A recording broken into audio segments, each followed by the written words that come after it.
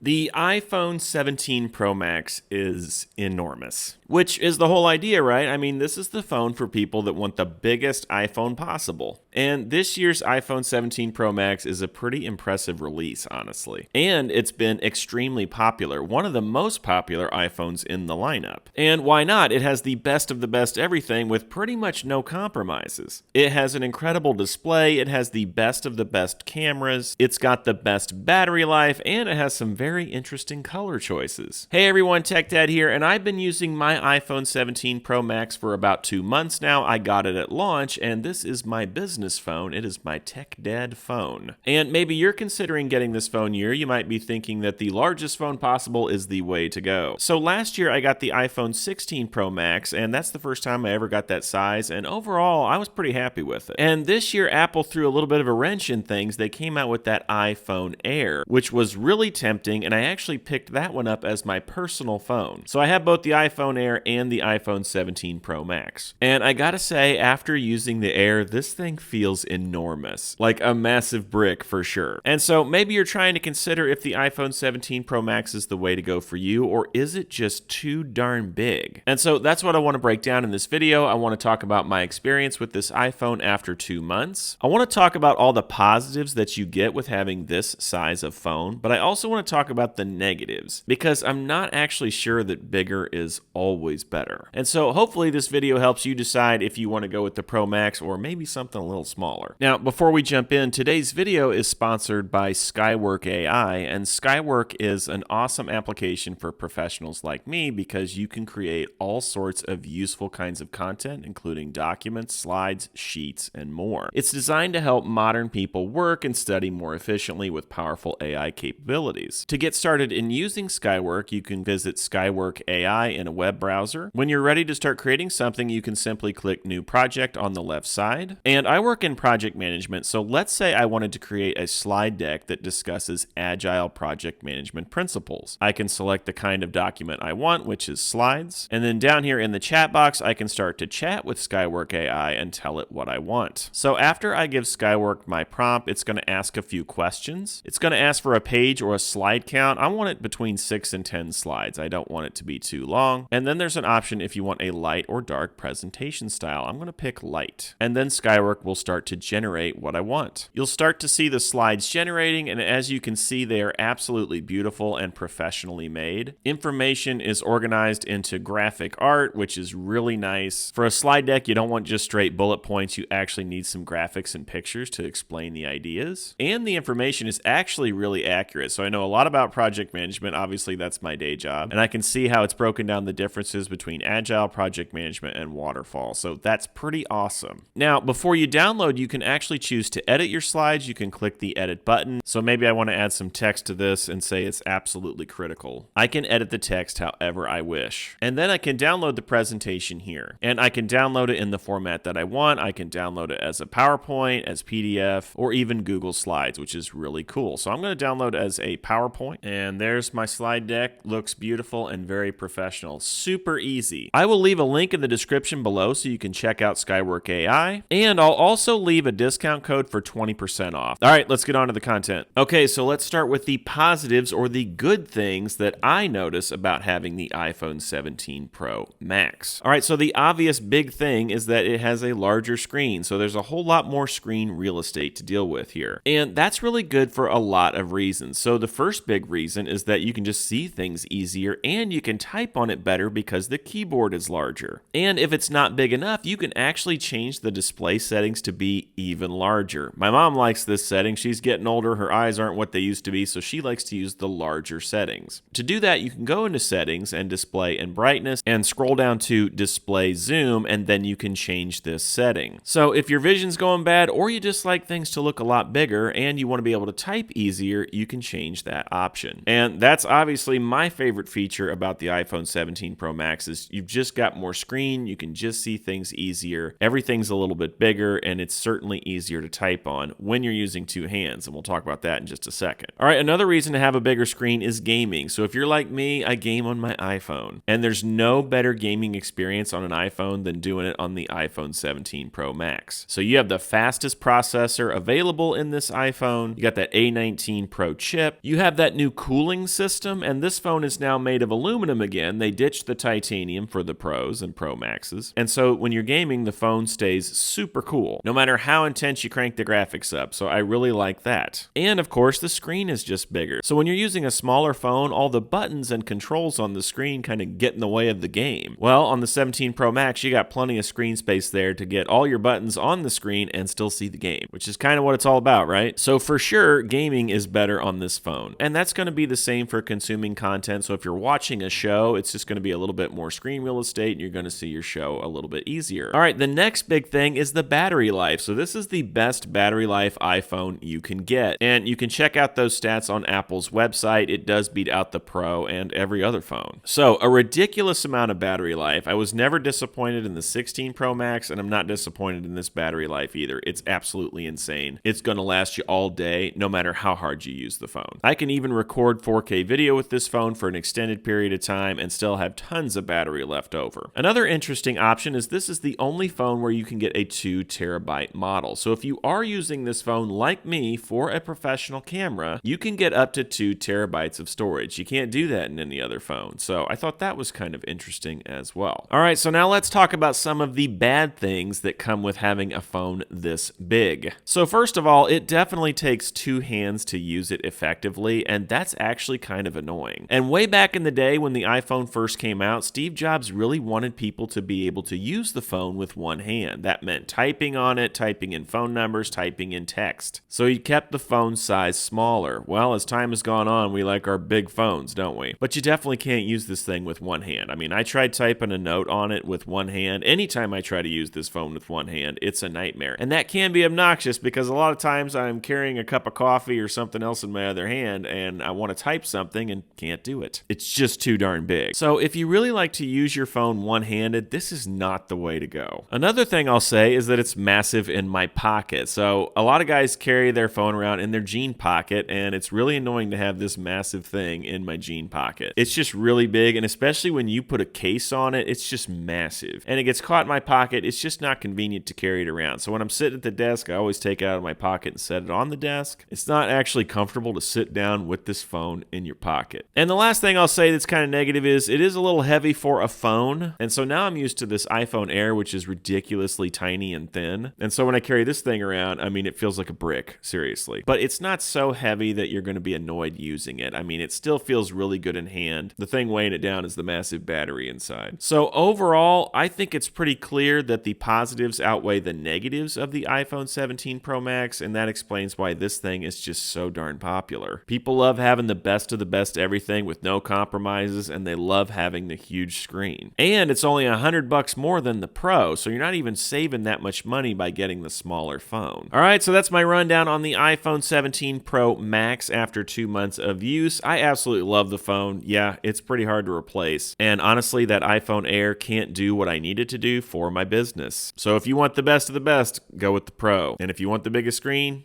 Pro Max it is. Let me know if you have questions about this phone. You can leave a comment below. I'm happy to help you out. That's all I got for you. If you like this sort of content, please like and subscribe, and we'll see you next time.